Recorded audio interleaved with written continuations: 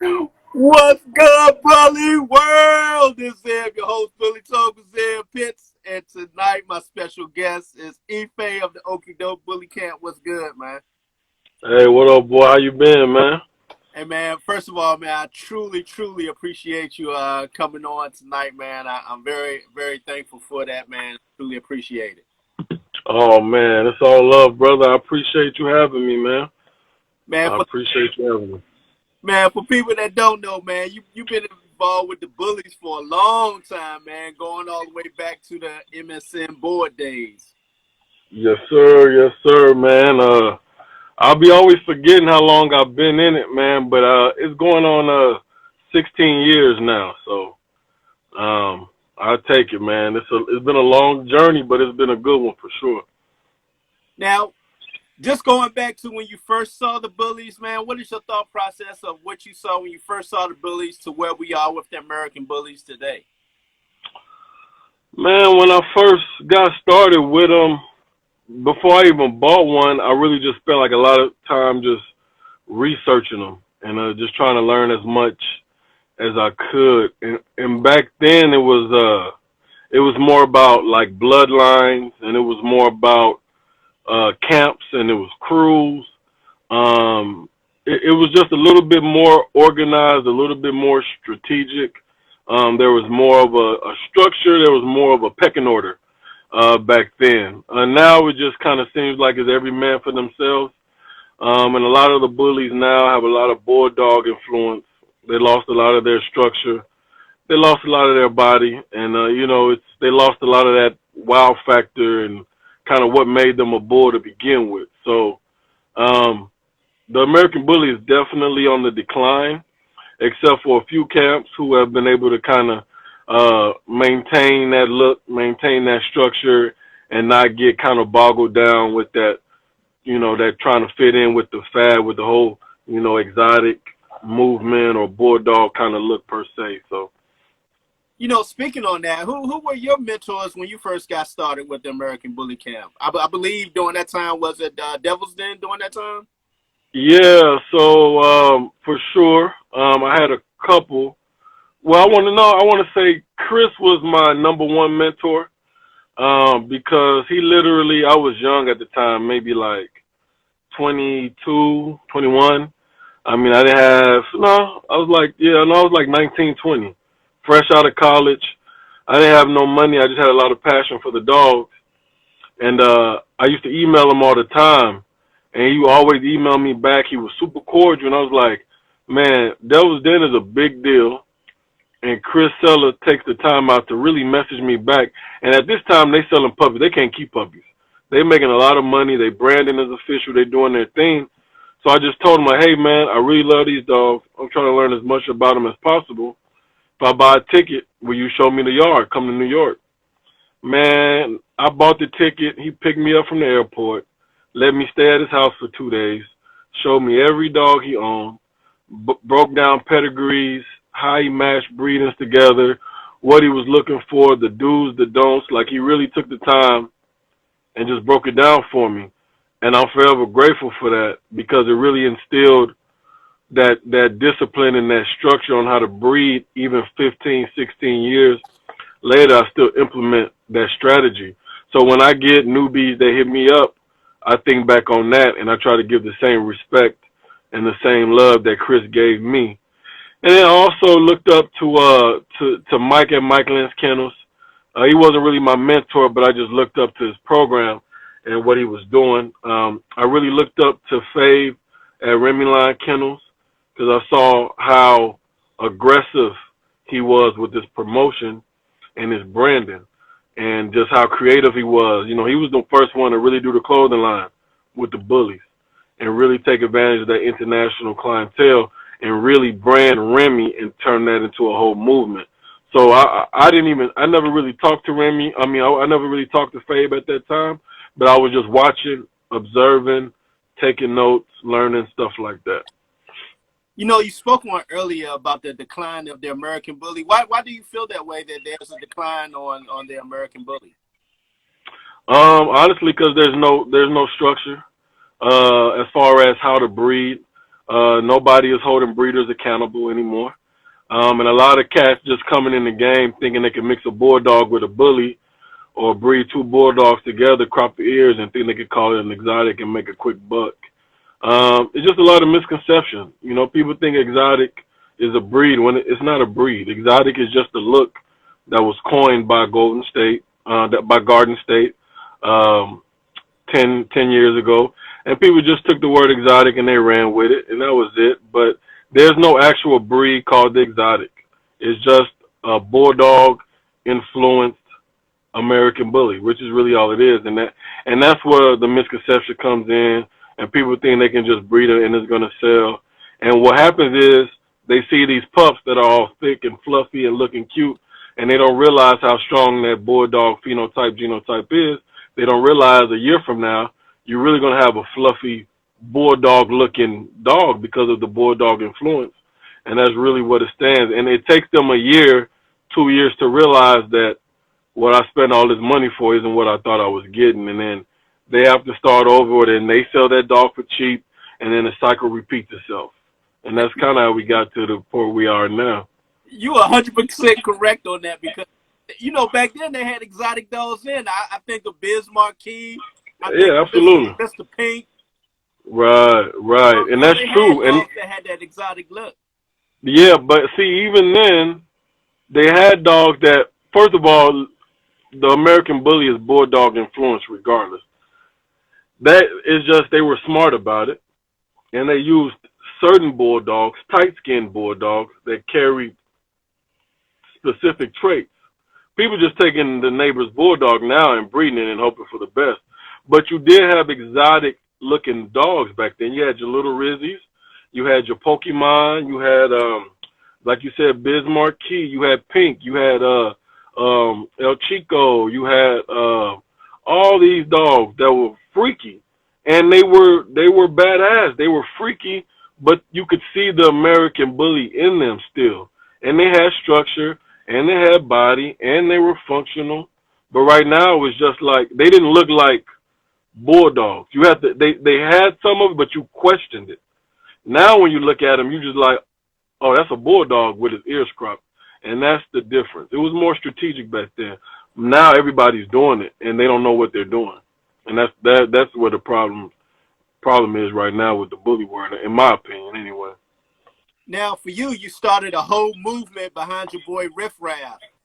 Talk about that, and what was the influence of really putting that marketing behind him and really creating his own community among himself.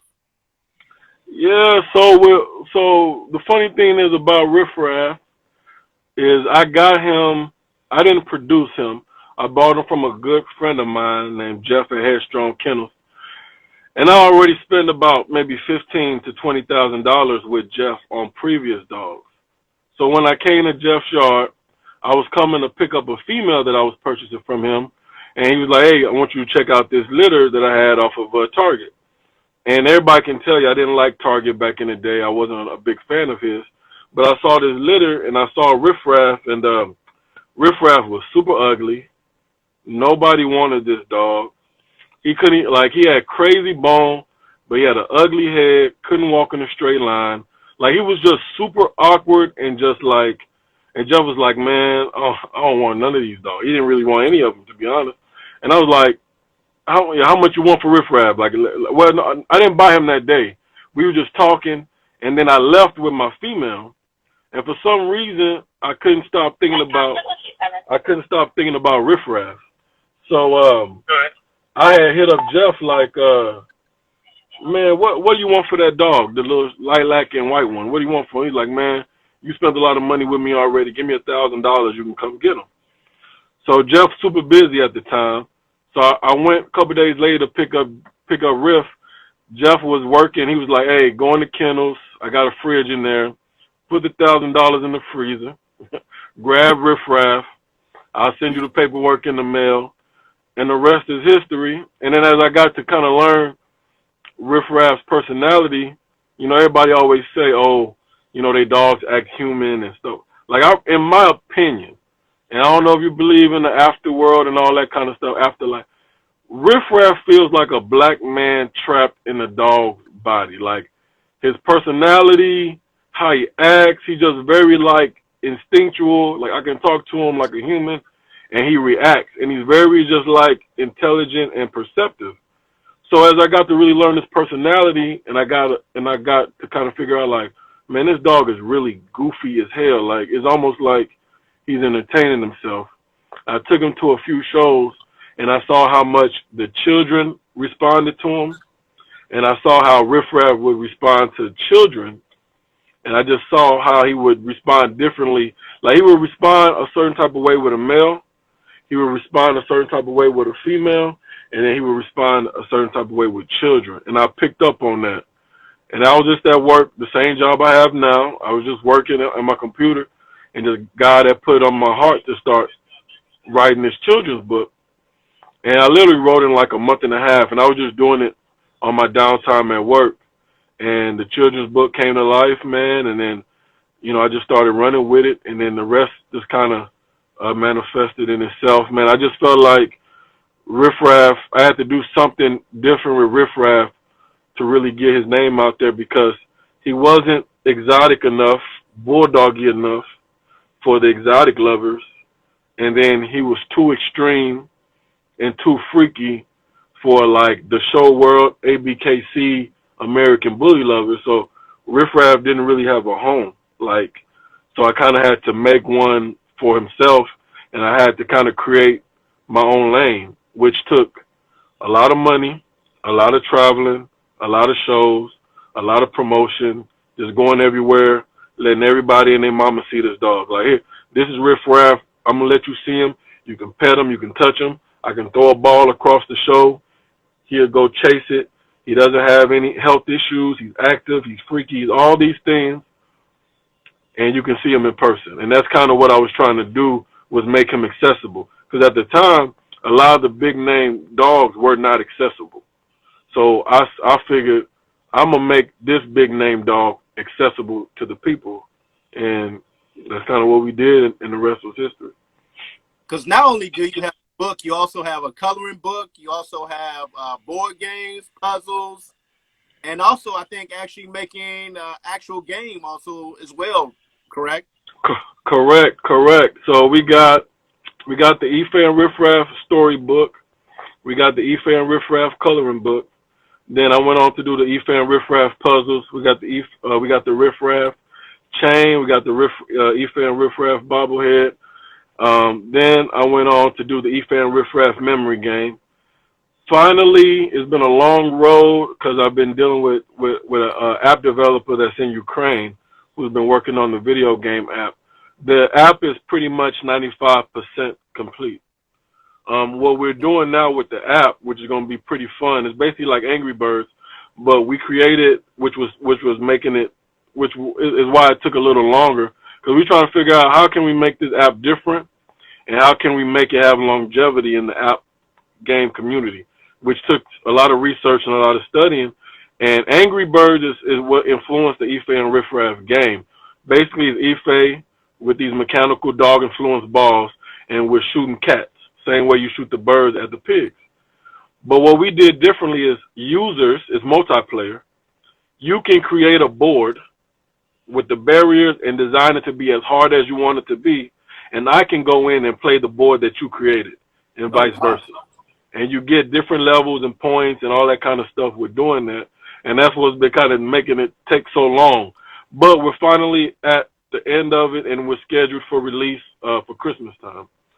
All while we're doing that, I also been working on the Ife and Riff Raff short animated film. It's going to be a 3D animated project. I finished the script last year, and I was going to do a 2D version, but God put it on my heart to do a 3D version like Toy Story.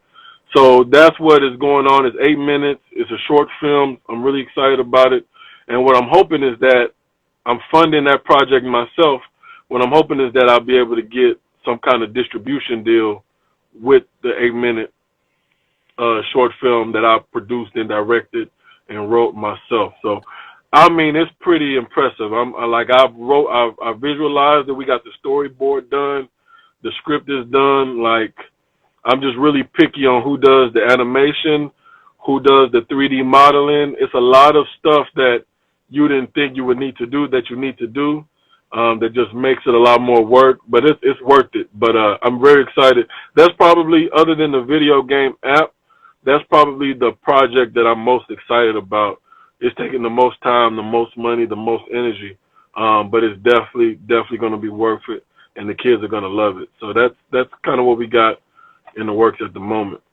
You know, from that 8-minute film that you're talking about, would you eventually like to turn it into a cartoon with several? So that's the thing. So it was like, do we do 10 episodes of like 30 minutes, or do you do a 60-minute short movie, you know, for the kids?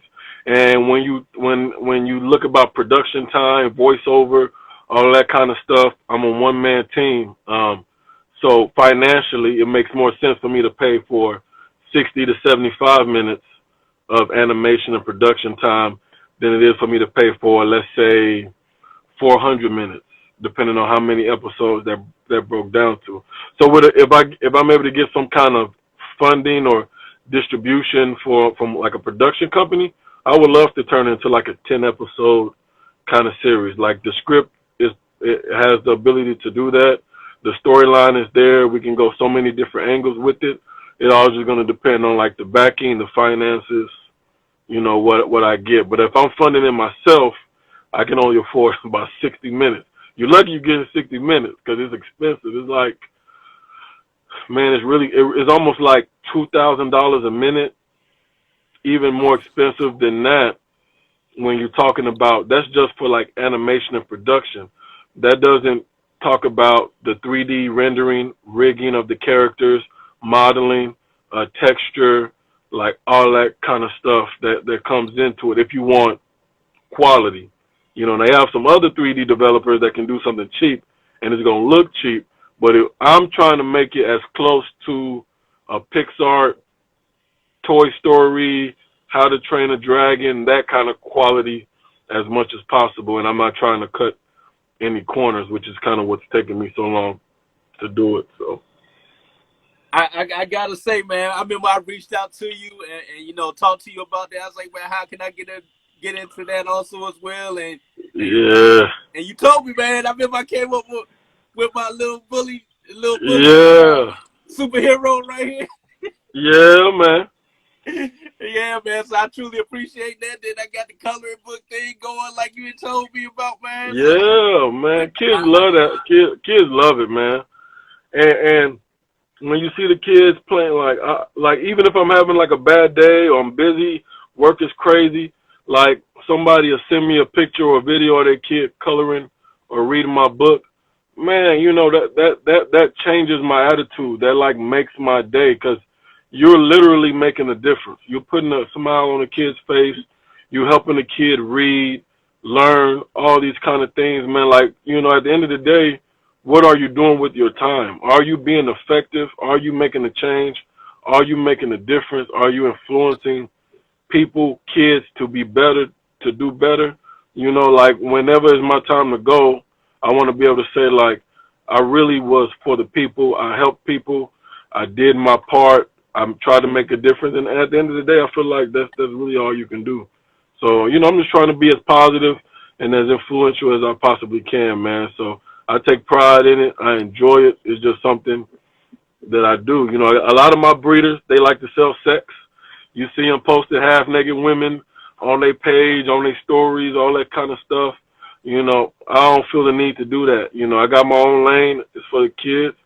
You know, PG-13 for the most part, keep it friendly. And that's it for me, man. That's what I care about. That's what my passion is. Now, how did you move away from the American bullies over to more of the exotic world? So that's a good question, because I was super anti-exotic, super anti-micro a few years ago, and sometimes all it does is it takes the right dog. So I was going to Cali a lot a few years ago, especially when I was doing my thing with Riff Raff. And I was seeing, you know, Cali is the place you want to go when you want to check the temperature, where you want to see, do I need to change something with my dogs? Do I need to add new blood? Like, Cali is going to tell you what's relevant and what's not. Even if another dog from another region is popular in California, you still go to Cali to see what's popular. So I went to Cali a few times. I saw a lot of dogs. It was only 2 dogs at that time that really left that wow impression on me. And at that time, it was a dog named Dynamite, owned by Fred Ortiz, and a dog named Chamuco, owned by Antonio Rubio. And Dynamite was this really, really tiny, small dog. And what impressed me about Dynamite was he was the smallest dog I ever seen that carried that physique and that muscle definition. It was like taking Riff Raff and like shrinking him by like 1/3. Like, that's how crazy Dynamite was. And I was like, and I didn't even appreciate him the first 2 or 3 times I saw him. Sometimes you got to see a dog like 4 or 5 times to really understand what you're looking at. And I just fell in love with that dog. I'm like, okay, this is going to be the dog that's going to take me over to the micro, the exotic world. And he had the bulldoggy look, but he was super tight skinned, had a lot of muscle definition. He had tight feet. He had a full tail, all these things. And so I went to Fred's house. I was there to buy a female, and my boy, and Enough was in the swimming pool with like 7 other puppies, and Enough kept hopping out the swimming pool to me. I would put him back. He was the only pup that would hop out of the swimming pool and come back to me. So I'm like, I believe in like everything happens for a reason. So I told Fred, I'm like, look, I'm going to get this female, but I'm going to get this boy also. Like, God, it's just something, he keeps coming to me for a reason. I'm meant to have this dog. So we negotiated, and I eventually was able to buy Enough, and I came and picked him up a week later, and that's how I got into the exotic world and stuff like that. So that's why I have my exotic kind of style bullies that I do. Then I have my riffraff kind of look, and then I've been blending the two to get that even balance and stuff like that. So, you know, with that being said, what did people think about Enough, man, when he finally got fully matured to where he was? You know what? The thing that was really surprising was that, man, I got an incredible response with him. And I took him to a few shows, allowed people to see him also. But what they really appreciated about Enough, because I would take Enough and Riff Raff together, and Enough was extremely short back. Like, it was crazy. He was built just like his father. Crazy short back, a lot of muscle definition. He was crazy head. Still to this day, is just like, the dog is a little freak.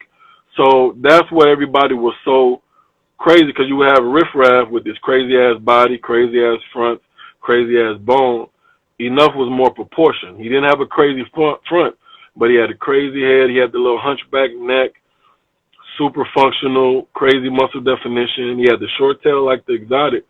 But I could take Enough to a dog show, and I can do 20 laps around the dog show. I could walk my dog. You didn't just see him standing in one place for 2 hours. He wasn't just sitting down for 2 hours. Like, he was walking around with Riff Raff. We go everywhere. You can see the functionality of the dog. And I think that's what really sold people on him, was like, look at this freaky looking bulldoggy kind of dog, but he's healthy, he's functional, he's not sloppy, tight skin, tight feet, the whole 9 yards. So he wasn't in the red wagon?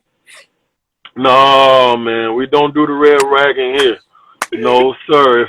If you see us with a red rag and we got some puppies in there, and we don't feel like, carrying 20 puppies into the building, but you'll never see me walking in the ring unless it's a long, long walk and it's hot outside.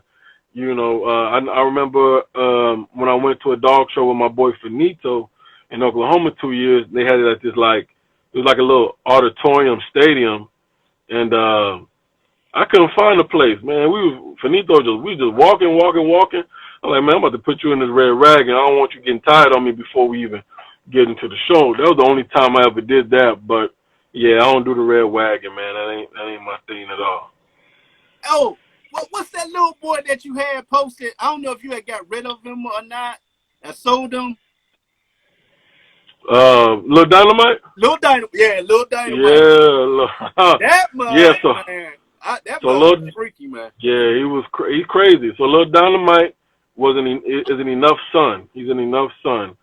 And I was planning on, I love that dog. He was the smallest dog I had. But this new kennel in Russia was just blowing me up about getting him, man. And eventually, I had to like just kind of do the math. I'm like, I got a lot of studs. I got this new riffraff boy I'm breaking out soon. It was just like, man, take the money, like stop being greedy. I knew that could help expand my international clientele, get some of my blood in other regions of the world. So I broke down and finally let him get Lil Dynamite. But yeah, Lil Dynamite, and even to this day, he's one of the hardest micros I've ever seen. And I was just in California for the dog show in February, that big IBR show, and I saw all the new dogs that's popular right now. And if they look as good as Dynamite, they can't move like Lil Dynamite. And that's the thing. That dog got dry for days. So it's a big difference between the two. But yeah, that dog's a beast, man. He's still in California right now. He's gonna be going. He stayed in California so he can finish out his stud agreements with everybody that's in the U.S. And as soon as they can accomplish that, they're gonna import him to Ukraine. Now, were you able to keep straws off him? No, I didn't. I didn't keep any straws, not because I didn't want to, but after I had a talk with my other mentor and my partner, Jamie Sweet, she was just like, she doesn't keep straws off of any of her males. And she made a good point, like, that's kind of like breeding backwards. Like you keep straws off a male. Let's say you breed to this male 8 years from now or 5 years from now. Technically, you breed them backwards because in 5 years, you should have already outproduced or re-evolved your whole camp to the point where that dog is almost irrelevant for you to even be considering like using that dog. So she made some valid points, So I was like, I ain't gonna worry about it then. I ain't gonna do that. So I got the blood all through the camp and stuff like that. I got a Little Dynamite daughter, and I got access to a Little Dynamite male. So if I ever need to use that, I got the blood, ready available. So. Speaking of Jamie Sweet, what was the experience like going out to Blue River and really picking her brain about a whole different breed, the Shorty Bull breed? Yeah, man. So I was getting to the point a couple years ago where I just wanted to kind of broaden my horizons and just see what else was out there, what might be available to me. So, I went to a couple camps. I looked at some Frenchies. They weren't for me. And then I went and looked at some EBs. And I had one EB. But the EBs are too sloppy for me. I like tight-skinned, muscled-up dogs. So I finally buckled down. I heard about Shorty Bulls for a long time. I seen the pictures. I like what I saw in pictures. And then the couple that I seen at dog shows, I wasn't really impressed with them. And at that time, I didn't realize it was two different strands of Shorty Bull blood, two different camps with two different looks and two different directions. There's Blue River, which is Jamie Sweet, and then you got Blue Rock, which is Amy. Yeah. And Jamie and Amy were partners initially and created the breed together, but they separated and went their own separate ways. Jamie went on to go ahead and produce her style of look of Shorty Bulls, which is the bullier, thicker style, and Amy went to go do her style of bullies, and that's kind of what happened there. So I decided to say, you know what, before I make a decision on what I want to do outside of the bullies, let me go to Jamie's Sweet House, check out the Shorty Bulls live in the flesh, and that's what I did. Man, I got to see 30, 40 Shorty Bulls. I stayed at Jamie's house for 2 days. We talked for 2 days. I picked her brain. I learned so much in 2 days talking to her than I probably did my whole breeding career. She's probably the best breeder in the world, to be, all the way honest with you, as far as the knowledge that she possesses and how she breeds.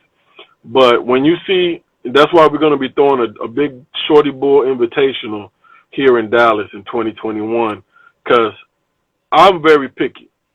And I know that when other people see these Shorty Bulls in person, they're not going to breed Frenchies no more. They're not going to breed EBs no more. So we're going to really bring the Shorty Bull to the forefront. And we got the documentary that's going to be out on Christmas Day this year also, to really bring a lot of more insight into the Shorty Bull community and how they were created, what their purpose is, what they look like, how they evolved, the whole 9 yards. What is a Shorty Bull? What is a Shorty Bull? What is a Shorty Bull? I don't know. I say a French bulldog with the ears clipped. A short bulldog? That's a good answer. I don't know. That's a better answer. Yeah, I'm gonna go with a short bulldog. Number one question I get asked when I walk one of my dogs or I'm talking about my dogs is, what is a Shorty Bull? They love it, they like it, they want it, but they don't know what it is. Shorty Bull to me is a small, compact bulldog with a lot of fire and grit.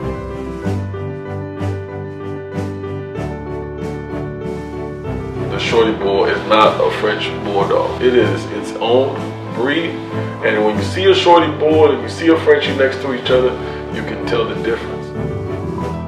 I instantly fell in love. I knew I had to have a Shorty Bull, at least one. I didn't know where to find them, I didn't know anything about them, but I had to have one. Tree trunk legged, thick, girthy, boned up, bully little thing, and I was just instantly in love.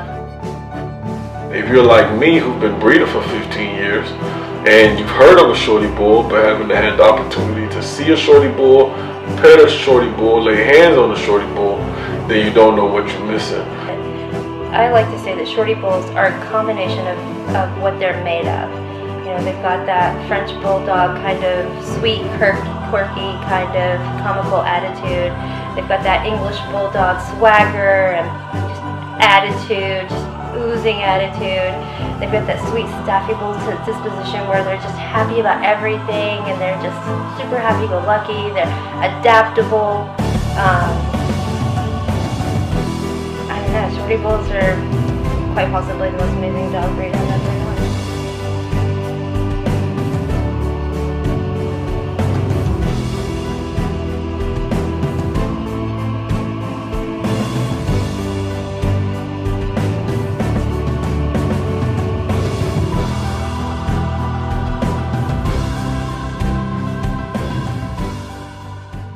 But if you like that bulldoggy look, then you'll love the Shorty Bull. To be quite honest with you, the exotics are what Shorty Bulls are what the exotics are trying to be. I was going to ask that. I was going to ask They were the Shorty Bulls are what the exotics were trying to accomplish. That's what the exotic breeds were trying to do. They were really trying to create the Shorty Bull, but they didn't have the finances, the knowledge, the discipline, the understanding that Jamie Sweet had to make it consistent.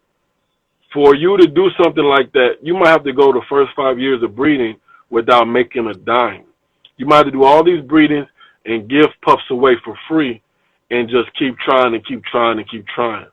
And that's what Jamie did until she was able to get the right look and really hone it. Then you have to, after you get the right look, you have to make people believe in what you're doing enough where they're going to actually spend money with you. So the Shorty Bull community, because of Jamie, was able to really thrive, and the exotic community just didn't really have the discipline. They didn't care enough about the rear. They didn't care enough about the health of the dog. So that's why you see that decline, and that's why the Shorty Bulls to this day, they're the healthiest breed in the bulldog community that I've ever seen. We have 10, 11-year-old male Shorty Bulls still healthy, active, and breeding, and having litters. Prostate is still good. Breathing is still good. Heart is still functional. Things along those lines. I know with the bullies, you start to see a decline right around year 7, year 8, things like that. With the Shorty Bull community, we haven't seen a decline in the dogs till year 12, year 13, things like that. So that's kind of how I looked at it, and we're just able to just kind of see how the difference between the Shorty Bull community and the bully community. Now, you talked about earlier of Cali being pretty much the go-to scene if you want to see what's the next hot dog? Do you still feel that way about Cali to this day? Yeah, I mean, I can't lie. You know, I'm not biased. I always keep it real. Texas got a lot of heat. The East Coast has a lot of heat also. But California is always going to be the mecca when it comes to American bullies. Like, that's where it's one of the biggest states, if not the biggest state. And that's just where the look really kind of honed his name and really just like became concrete and just became official, was the love and passion that came from California when the American Bully really got started. When you had, you know, your the West Coast Gotti Line movement, and you had Juan Gotti, and you had Gotti Line, and you had all them dogs and stuff like that. So Cali's always going to be the mecca. That's where they always go to check the temperature. If you want to see the hot dogs, the biggest shows are always thrown in Cali. The international clientele, they always check Cali first. So that's just the nature of the beast. Now, don't get me wrong. Now, Texas got some badass dogs. We're doing our thing. A dog from Minnesota, and like I said before, even if Cali doesn't produce the best dog or the baddest dog, they will find that blood and take it over there.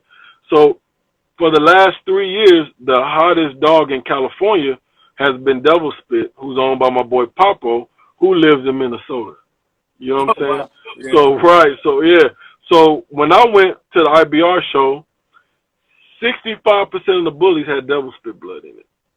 So literally a dog from Minnesota basically is running California when it comes to the bully community. But you still go to Cali to see the best of the best, top-notch, all that kind of stuff. Now, as far as you and your program, where do you want to take it as far as a certain look that you're looking for? Because Man, like you say, you have two different styles with Riff Raff, and then you had a different style with Enough. Right. And so what I'm really, and I'm glad I was able to experiment, and that's what you have to do when you're breeding. You have to try different things, different looks and stuff like that. What I was able to do with Enough, my dog Finito, some of that Chamuco blood, I was able to take some of my favorite dogs, mix it with my Riff Raff stuff already, get that look. So now what I'm planning on doing is really going back hard with my Riff Raff stuff. Last 2 or 3 years, I let Riff Raff chill because I felt like, man, we've done so much. We've really accomplished a lot. Like, what more can I really do with this dog that I haven't already done? So I was like, I'm going to just let Riff Raff chill, took a break. So I started breeding them again, got a litter on the ground right now, finally was able to get a successful litter off him, bred back to one of his daughters. And I have a dog by the name of Little Riffy 2X. And when I'm not exaggerating, people use it all the time. He is a clone of Riff Raff. He looks like Riff Raff. He acts like Riff Raff. He got Riff Raff's tongue. They got the same body. They even sleep the same. Like, it's the temperament is almost identical. It's just Riff Raff's a little bit more aggressive, and Little Riffy's a little bit more laid back. But they're a clone. And when I bust them out, I got this passing of the torch photo shoot plan. I'm gonna have pictures of them together side by side so people can really see how much they really look alike. But I'm really gonna take that Riff Raff look, really, really stamp it. I plan to increase my international clientele. Once this COVID stuff died down, plan on taking a trip to China, doing some networking out there. I have some things worked out there in China.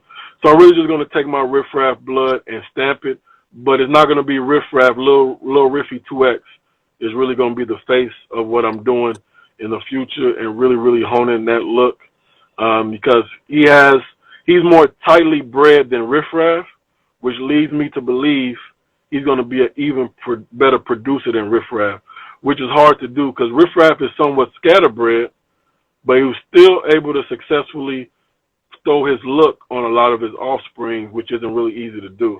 So I got Riff Raff blood. I got Riff Raff bred him to a female that was inbred on her side and was still able to pull out that Riff Raff look.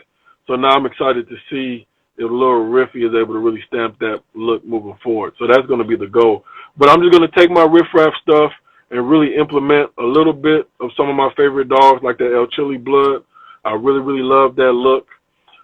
Maybe a little bit of Fat Boy, and maybe some EOG Red stuff, a little bit here and there. But other than that, it's really just going to be all riffraff, finito, like the stuff that I got in my camp. But it's all going to carry that American Bully, solid structure, big neck, tight skin, bone, that kind of style moving forward. Now, how close are you to the look that you're looking for? I mean, to be quite honest with you, I feel like I have it with Lil Riffy. Lil Riffy is more compact than Riff Raff. He's not perfect by no means, no dog is, but he's a little bit more compact than Riff Raff, a little bit more well proportioned. He has a bigger neck, little bit tweaked of the head like Riff Raff. He's just a beautiful dog. So, beautiful color. And so if I can get that, maybe tweak the head a little bit more, just make it a little bit more blockier, a little bit more, just not smashed in too much, but just tweak the head a little bit, then I'll be really close to my perfect dog. Like if I can get that on like a chocolate tri, then I'll be set. That's my favorite color. So that's kind of what I'm working on right there. How old is he right now? Lil Riffy? Yeah. He's 2. 2. Now, Nobody knows I got him. I had him in the cut. I don't think I even seen him. Nobody has ever seen him.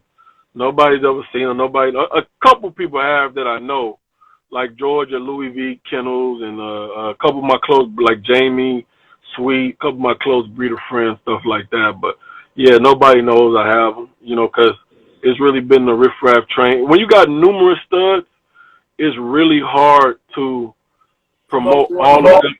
Yeah, so you literally got to do it in waves. You got to all right, 6 months, this enough time. Next 6 months, we're going to go hard with Finito. Next 6 months, we're going to go, it's really hard to just try to do them all at the same time. So in the next 2 years, you're going to see it's really going to be the Lil Riffy train. It's going to be Lil Riffy to enough daughters, to Finito daughters, to Riff Raff daughters. It's going to be same. Like I did Riff Raff for like 2 years straight before I got enough. That's going to be the thing. I have a badass Finito son that's about 6 months old that may change that. I might have to put a little window in there for him, but he's going to be for more of the micro exotic lovers. And then Lil Riffy is going to be for the ones that like that classic, extreme American Bully kind of look. So. Now, when is the plan to really bring out Lil Riff Raff? So I got one female pregnant with him right now. So if I have anything available off that litter, then I'm gonna bring him out in the next month or so. If I don't have anything off that litter, I'm not gonna bring him out till I have puppies available, because I know the wave is gonna come quick, and I want to be able to take advantage of it. I don't want to pop them out there and then everybody's blowing me up for pups and I don't have nothing available. So it's always going to be determined on by like females taken, pups available, stuff like that. With your time with Jamie Sweet, do you also have Shorty Bulls also as well, or you just went out there just to get the knowledge? Oh man, I got 5. I got Sweet Thing, I got Case Closed, I got Lil Lucy, I got the new one. I just got me another one, Lil Debbie. I co-own a boy with Jamie named Dozer that we produced together. I got one named True Story. So I got 6 Shorty Bulls. And me and Jamie Sweet, I invested into the Shorty Bulls. So I'm not just a breeder that's just like buying dogs from Jamie. Me and Jamie are partners now. Oh wow! So we're partners now. I'm all in. I'm invested into the Shorty Bull. I believe in it that strongly. So yeah, we're partners now. It's Team Shorty Bull. This ain't no damn Frenchie. It's real. So we're going really hard with the Shorty Bull movement. So me and Jamie, we talk almost every day. We discuss every breeding that I post or Jamie Sweet post. We've had a conversation about it. We've agreed on it. I value her input. She values my input. And she told me, she's like, look, whenever I'm done, I want you to keep going hard with this thing. So we're gonna make it happen. We're gonna put you in a position. We're gonna do all this. We're gonna do that.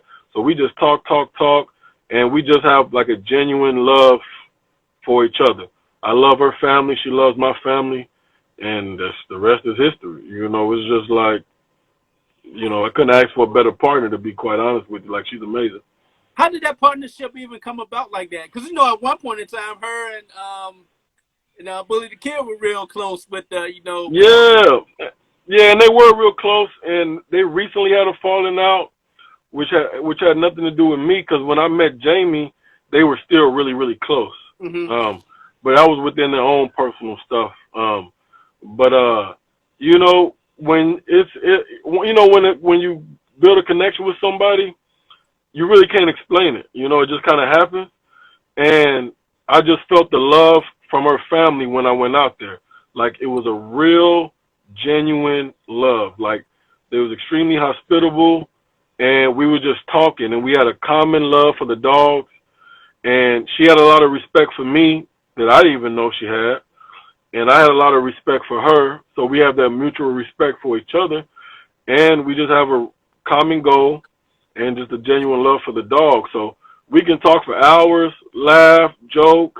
I just saw her last week when I picked up my pup. So, you know, it's just one of those bonds that you can't really describe, that just happens. And if we stop breeding dogs tomorrow, me and Jamie will be friends for the rest of our lives. It's just that kind of relationship and bond that we have. So it's rare, and I'm appreciative of it, because it don't come often, you know, especially with everyone, you know, everything that's going on in society and the world now. You got, you know, this black dude from Chicago by way of Nigeria who's, you know, super close friends with this white woman from Maryville, Kansas. You know what I'm saying? So it's like me and Jamie walk into a show together. It's like, what the fuck they doing together? You know, it's dope. You know, and I love that, because ain't no color there, ain't no division there. It's just two people that rock with the dog, that care about each other, that love each other, that just want to produce badass dogs and make a difference. Like I said, her family loves mine. My family loves her family. It's just an amazing situation. So I'm just grateful to be a part of it, man. Because you got so many snakes in the bully world. Everybody trying to cut corners and take advantage of each other and do all that kind of shit. And it's just, you know, you don't got time for it, man. So it's just all about good energy and just surrounding yourself with good people at the end of the day. You know, it's funny that you say that, because I think at one point in time, didn't she get burnt down and was going to stop it altogether? She might have. She say that every 6 months. You know what I'm saying? But it, you know, when you're doing dogs full time, you know, and you just it's a lot of stress that comes with it. And you got to understand, I can never understand what she really goes through. Because what you have to understand is she created a whole breed. I have no clue what that, there's a lot, and I've learned that dealing with, she basically has to monitor every shorty bull that was ever made. It's like everybody calls her, everybody messages her, everybody blows her up, every little drama, anything that goes on in the shorty bull community, they blow on her phone up, because she's like the mother of the breed. So, and Jamie's so sweet and so nice, she takes all those calls. Like, she's literally just like on the phone 24/7. I'm like, Jamie, you got to put that phone down or you're going to burn out. And that's kind of what it stems from. But over the last year, she's able to kind of realize that a little bit, and she's been able to kind of better balance that out, practice more self-care, stuff like that. But yeah, I wouldn't be surprised if she said that a couple of times. Like, I'm done. You know, I'll be like, all right, Jamie, call me tomorrow. We'll see if you still feel that way tomorrow. And then when she called me tomorrow, she'd be like, hey, if I was tripping, like, let's go do this, you know. So it's just typical venting and just getting that out there, you know, and then starting fresh the next day. We all go through it. We all feel like that sometimes. So, you know, speaking on that, you know, by having so many dogs, how do you have a life outside of the dogs? Because, you know, talking to Big Kev at the lounge one time, I remember him talking about not having a vacation like damn near 10 years dealing with the dog. Man, it's hard to do that, man. You really got to find the balance. Like I said, I'm a one-man team when it comes to the dogs. I have a full-time job. I got all these projects that I'm doing and stuff like that. So it's like you have to find the balance between the two. Self-care is important. Luckily, I got my brother that can handle the dogs for me sometimes when I'm not available. I also have a partner of mine named Mark. This little dog of mine, he's a at-home pet sitter. So I literally, if I need to go somewhere for 2 or 3 days, I can hit him up, use his services, and he'll come in, take care of all my dogs, professional, do everything at home, 1, 2, 3 visits, whatever you need. He gets the job done. So I'm blessed to be able to have that service available to me.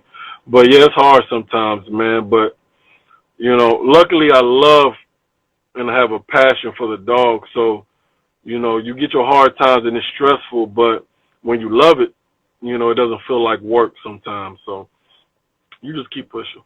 You were speaking earlier about doing business in China. What is that you really want to work over there in China when you go over there to really get the blood over there, or is it more partnerships you're looking for over there? Yeah, so what happened was when Riff Raff was about 2 years old, the China movement really started, where China was just buying up a whole bunch of dogs from the U.S. And I'm talking about China was spending stupid money. Like they was $75K for a dog, $100K for a dog, like all this kind of stuff. So they had made me numerous offers on Riff Raff, $60K, $70K, $75K, and they were just really trying to get them from me. And, I'm not rich by no means, and that's a lot of money, but like I always say, all money ain't good money, and I decided to keep my dog and to try to make $75K while still keeping my dog, but they was really trying to get Riff Raff over there to China, and it just wasn't able to kind of manifest because I wasn't really to sell him, and they really wanted him because that's when they was buying up top studs, going to shows, promoting top studs, and showcasing top studs. They was buying a few puppies here and there, but they really wanted Riff, and I wasn't really letting them go. But I was able to maintain communication with them, and now what they're trying to do is they're really trying to establish the Riff Raff movement over there. I've sold dogs to Korea before, but I've never sold anything Riff Raff to Korea. So I've gotten a lot of interest over the last year based on some other Riff Raff kids that they've seen, some other Riff Raff blood that they've seen when they came to the States, and we were able to establish that relationship, and now they're wanting to do something a little bit more, there's more permanent there as far as just being able to establish some things. So they invited me out there, so it's going to do something in 2021. Hopefully, God forbid, with all this COVID stuff, that's kind of what really delayed it this year, and hopefully be able to get a nice staple of just having that Riff Raff blood where it's competitive with the market that's already out there in China, which is what I'm trying to accomplish. With that being said, do they have an interest in the Shorty Bulls over in China also as well, or no? So, and that's a good question because that's what I was talking to Jamie about last year, was that they really don't have a huge interest in China and the Shorty Bulls as of now. But to me, that's only because they haven't seen enough of them. That's what I'm thinking. With China, what I noticed about them, even when they inquired about dogs from me, they're very particular about what they're looking for. And when they can see the dog in person, oh man, but if they can't, they want video, all angles, stuff like that. And that's really what I'm hoping the documentary accomplishes when we release it, is that we're able to really just put a scope on the Shorty Bull. So if someone says, what is a Shorty Bull? Here, watch this documentary. All your questions are answered. The rest is history. But I know for a fact, just based on my China partners and networking that I do know, that once they see them, they're going to fall in love with them. And that's going to be what the Shorty Bull Invitational will accomplish, is that we get enough of that international clientele to come see 15 badass Shorty Bulls that's going to blow your socks off, functional, freaky, well-built, proportioned dogs that are active and healthy, is a no-brainer. And I know that's what we'll be able to accomplish once they actually see them, because no one can sell me on a French Bulldog after I've spent my time with these Shorty Bulls. The only thing the French Bulldog has on Shorty Bulls is color. That's period. And maybe size, because they come, but we've been able to get Shorty Bulls to that size now also, while being able to maintain the mass and the bone. But outside of this French Bulldog being super small and having a variety of colors, there's nothing the French Bulldog offers you that the Shorty Bull doesn't. The French Bulldog has a lot of negative traits compared to the Shorty Bull. So, and we've been able to get a lot of people to switch over, to be quite honest with you. We've been getting a lot of Frenchy breeders that's like, damn, I really like that Shorty Bull. You're like, the bone, the mass, the look. So we've been getting a lot of them converted. We've been getting a lot of exotic breeders converted, or they're just doing both, So, it doesn't happen overnight, but the documentary is definitely going to springboard a lot of international eyes and just increase the notoriety of the breed and just really get it out there, which is what we're hoping to do. Now, when is the invitation taking place again? Man, this is going to be the first show I've ever thrown, so I'm relying on some of my partners to kind of help me out. So I'm going to be reaching out to James Cosby, my boy Caesar, but I'm aiming for April-ish, May-ish, right before the summer. Man. I definitely want to check that out. I will. Absolutely. We're gonna do it in Dallas. I've already got my mind made up on Dallas. That's gonna be a good location, and anybody that's interested in the Shorty Bull, that's gonna be the show to come to. We're definitely gonna have some exotics there. We're gonna have some bullies there. This isn't like a registry sanctioned show. I mean, the BBC is the registry of the Shorty Bull, but this is the invitational. There's not going to be no dogs or no judges. We're going to highlight Shorty Bulls, let you see them, let you pet them, be able to really get eyes, put hands on them, and let you see these dogs for themselves. So that's going to be the goal for that show. But I'm aiming for April and May on that one. So it's going to be a good one. Hey man, I truly appreciate your time coming on Bully Talk with Zay Pitch. I had to bring it back. Anytime. I was working on the boxing for a minute, man. Growing I up, see, man. Tell me a little bit about that. I see you've been going. I ain't no professional by no means, but when I was in Chicago and stuff, just growing up in Chicago, you kind of have to learn to fight. It's just for survival. So I used to know how to street fight because I had to learn how to defend myself. But I always had a passion for the discipline and technique that came with boxing. Like, I used to love James Toney, the Philly Shuffle, Roy Jones back in the day, Mike Tyson. So that's what I do now. That's my stress reliever. I go boxing with my boxing coach, get it in. So what made you get into boxing? I see you've been doing that real tough with the promo and all that kind of stuff. I always wanted to for a while, man, but just couldn't really break my way in. And shout out to Coach Calvin Ford, Upton Boxing. Life image was portrayed on The Wire, Cuddy on The Wire. So, and man, he opened up the doors for me, man. Shout out to Coach Calvin Ford, Upton, man. Been in Javante Tank Davis camp many a times. Behind the scenes with him, world champion, up in Baltimore, down in behind the scenes with him in Atlanta, doing the Gamboa fight. So definitely, man, I got to shout out Coach Calvin Ford for that, man. And from there, man, just been taking off, man. Been going to different gyms around the East Coast and hopefully making my way out to different gyms across the country at that point. Man, that's dope, man. I love it, man. I definitely been checking out all the content. They also as well, man. So I'm trying to bring both worlds together now. Hey, ain't no reason why you can't do it. That's for sure. Hey, man. Once again, man, I truly appreciate your time today coming on, man. Absolutely, man. Absolutely. Anytime, brother. It's always good catching up with you.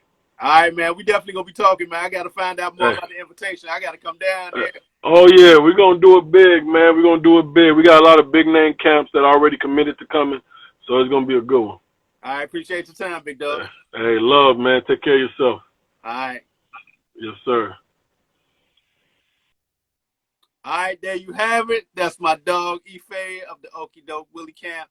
And, man, I want to thank everyone tuning in to Bully Talk with Zay Pitts. Like I said, man, I'm bringing the best of both worlds, boxing and bullies together. Actually going to get a title change on this coming real soon. It won't be on the ropes boxing. It'll actually be a combination of both worlds. So I thank everyone for tuning in. Bully Talk with Zay Pitts. I'm out.